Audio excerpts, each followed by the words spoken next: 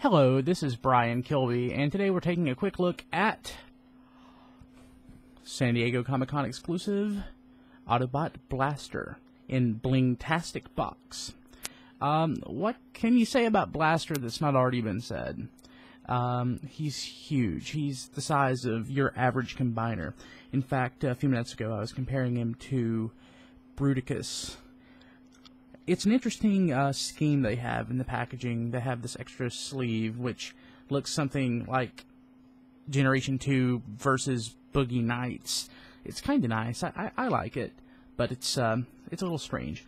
In comparison to last year's exclusive, which was Soundwave and 4 cassettes, Blaster's somewhat of a disappointment. While he's huge, as you can tell here, he only comes with 3 cassettes. He comes with Steel Jaw, Ram Horn, and Eject. Didn't even include Rewind. That's kind of a disappointment. Now, if you never actually had Blaster, the original toy, he's about as standard fare as Generation 1 gets. Again, very large, which is kind of a nice change of pace because G1 toys were typically kind of small. But Blaster himself, he's about as simple as any G1 toy gets, outside of, say, like mini-bots or combiner pieces. It's kind of... the transformation is simple. The hardest part is to know to twist the fist. If you are a Transformers fan, odds are you spent quite a bit of time twisting your fist.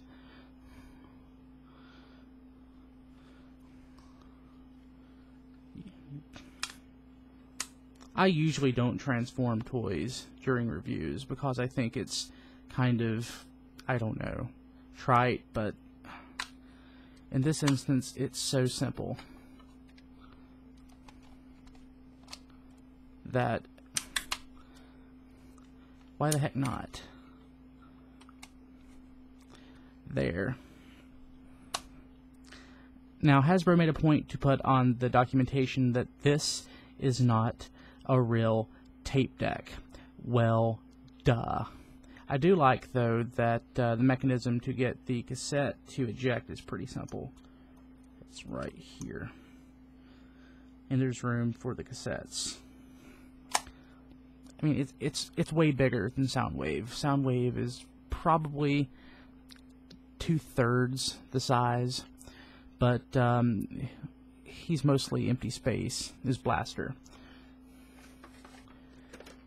It is nice, though, that it does come with 3 cassettes, while, again, disappointing. Soundwave, which is a much better toy, came with 4. Blaster's cannon is available. Actually, I've yet to open the cassettes.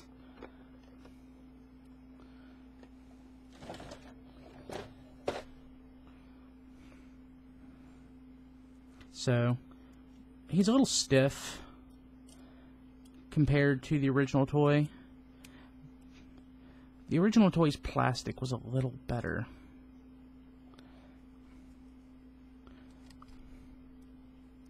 But transformation, not bad. And this is as cheap as you're going to get these cassettes without buying them loose on eBay.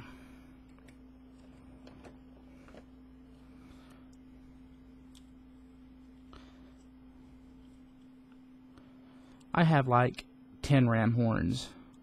I don't really need another one. But there he is. I only have like 2 steel jaws.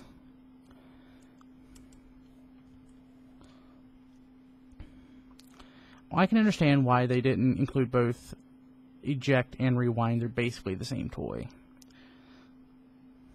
They're basically Blaster's version of Buzzsaw and Laserbeak.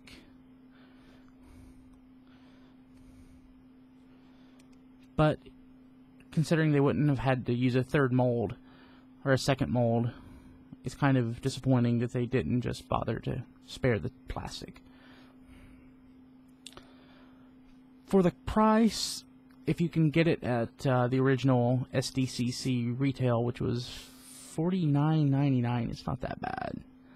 But if you're going to be paying markup, I really can't justify the purchase. I'd recommend that you skip. But if you somehow manage to get it at retail and you don't have Blaster, he gets a marginal recommendation. Again, somewhat of a disappointment after 2009's excellent exclusive, which was Soundwave. The only real mark against that Soundwave was that it was using the Soundwave mold instead of the Sound Blaster mold, which has a larger tape deck mechanism. So, again, marginal recommendation on Blaster. Get him if you can get him cheap, but if you can't, skip it.